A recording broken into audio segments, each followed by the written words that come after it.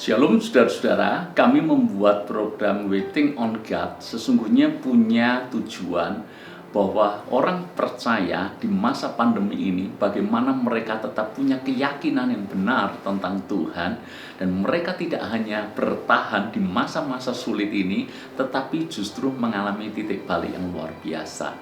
Makanya kalau Anda mengikuti program Waiting on God dari awal hingga yang kemarin, maka kami mengajak Anda semuanya belajar untuk mengucap syukur, belajar untuk mempercayai hati Tuhan, belajar punya respon yang benar tentang Tuhan. Kita sudah belajar tentang hati, kita sudah belajar tentang bagaimana pikiran, bagaimana perkataan yang mengucap syukur.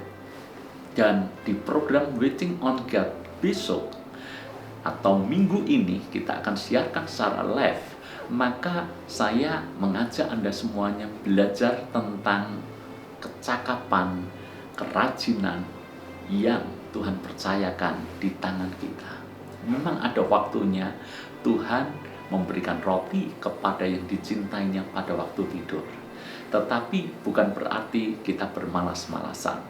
Justru di masa-masa seperti ini Tuhan menginginkan anak-anaknya tampil menjadi anak Tuhan yang rajin, menjadi anak Tuhan yang kreatif, menjadi anak Tuhan yang cakap. Bahkan bukan tidak mungkin, justru kita akan menemukan banyak peluang, kita akan menemukan banyak berkat di masa-masa seperti ini.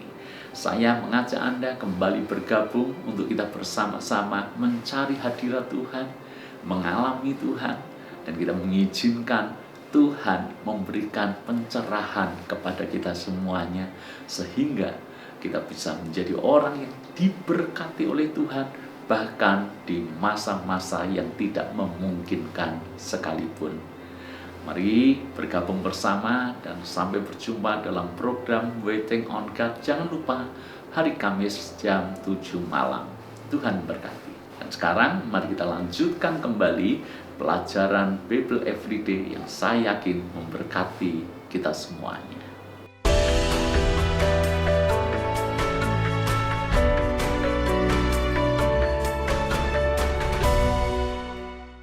Shalom Ibu Bapak Saudara, kembali menyapa Anda di program Bible Everyday. Hari ini kita belajar di Nehemia pasal yang keempat. Ada banyak hal yang menarik yang kita bisa gali di pasal ini. Sebelumnya saya ingin mengatakan kepada Anda semuanya bahwa seringkali kita berpikir sesuatu yang datangnya dari Tuhan mestinya lancar, tidak ada hambatan. Tetapi kalau sesuatu itu di luar Tuhan, mestinya akan banyak tantangan di sana sini. Tetapi nyata-nyatanya di pasal ini kita justru menunjukkan hal yang berbeda. Bukankah ide membangun kembali kota Yerusalem, membangun kembali tembok Yerusalem, ide itu datang daripada Tuhan sendiri.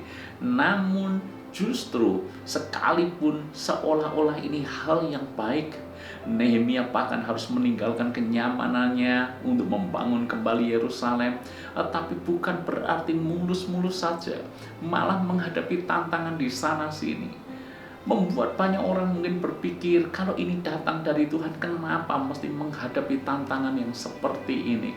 Tantangannya juga tidak mudah, mulai dari ejekan yang mereka terima. Ketika diejek tidak mempan, lalu kemudian mereka mulai memberikan kata-kata yang melemahkan. Kalau sudah tidak mempan, maka orang-orang yang tidak suka ini mulai mengancam, mulai mengintimidasi. Ketika ini tidak berhasil, mereka mulai menyerang secara fisik. Tantangannya banyak, tantangannya besar. Sekalipun ini datang daripada Tuhan sendiri, maka saya ingin menyatakan kepada Anda, sesuatu yang dari Tuhan belum tentu mesti lancar tanpa masalah. Justru kadangkala berhadapan kesulitan, hambatan, rintangan di sana sini. Jangan kita mengkotak-kotakkan. Kalau dari Tuhan lancar, kalau bukan dari Tuhan banyak hambatan. Tidak selalu berjalan seperti itu. Saya ingin meluruskan hal ini melalui kisah ini. Lalu kemudian yang penting adalah apa yang mesti harus dilakukan kalau menghadapi tantangan. Apa yang mesti harus diperbuat kalau ide dari Tuhan ini menghadapi ancaman yang sangat serius. Belajarlah dari Nehemia. Ada beberapa hal positif, hal bijak yang dilakukan Nehemia. Yang pertama, di dalam ayat yang keempat, Nehemia menyerukan doa kepada Tuhan. Itu artinya mengandalkan Tuhan. Saudara-saudara, belajarlah dalam hidup ini ketika menghadapi tantangan, hambatan, menghadapi gangguan, menghadapi seolah jalan pintu yang tertutup. Belajarlah berdoa dulu, cari Tuhan, mohon kehendak Tuhan dinyatakan, minta petunjuk Tuhan. Ini bukti kita mengandalkan Tuhan lebih dari segala-galanya. Ini bukti kebergantungan kita yang penuh kepada Tuhan. Saya yakin kalau kita mengandalkan Tuhan, selalu ada jalan keluar. Hal pertama yang dilakukan Nehemia adalah dia berdoa kepada Tuhan. Hal yang kedua, ayat yang ke-6, tapi kami terus membangun tembok sampai setengah tinggi dan sampai ujung-ujungnya bertemu, karena seluruh bangsa bekerja dengan segenap hati. Ejekan datang, intimidasi datang, kata-kata melemahkan datang, bahkan serangan secara fisik datang. Tetapi ini yang dilakukan Nehemia, dia tidak gubris itu semuanya, dia tetap fokus melakukan pembangunan itu. Dalam hidup ini seringkali ada orang-orang berkata negatif tentang Anda, mentertawakan mimpi-mimpi Anda, mengejek akan apa yang Anda lakukan. Kalau Anda yakin ini dari Tuhan, pekerjaan ini dipercayakan Tuhan kepada kita, lakukan terus, jangan gubris mereka. Ada ungkapan berkata, anjing menggonggong, kafilah berlalu, maka kita harus melakukan tanpa harus terintimidasi, tanpa harus terpengaruh dengan kata-kata mereka yang melemahkan. Lalu kemudian hal apa lagi yang dilakukan oleh Nehemia? Ayat yang ke-13, maka aku tempatkan rakyat menurut kaum keluarganya dengan pedang, tombak, dan panah di bagian-bagian yang paling rendah di tempat itu, di belakang tembok, di tempat-tempat yang terbuka. Hal yang ketiga, Nehemia berjaga-jaga. Bukan berarti dia meremehkan ancaman itu, bukan berarti dia meremehkan orang-orang yang menentang pembangunan itu. Inilah bijaknya Nehemia. Dia tetap berjaga-jaga. Dia tempatkan orang-orang untuk menjaga, untuk melihat apakah akan ada serangan di sana sini dalam pembangunan itu. Berjaga-jaga, mengantisipasi.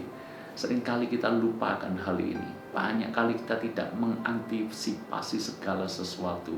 Baru setelah terjadi, kemudian barulah kita kebingungan. Tapi Nehemia melakukan hal yang luar biasa. Dia mengantisipasi segala kemungkinan buruk yang bakal terjadi. Kalau dalam sebuah rencana, inilah yang disebut dengan rencana B, plan B. Ingat, menyiapkan plan B bukan berarti tidak punya iman. Ini justru bagian daripada hikmat untuk membuat apa yang Tuhan percayakan bisa berjalan dengan baik dan lancar.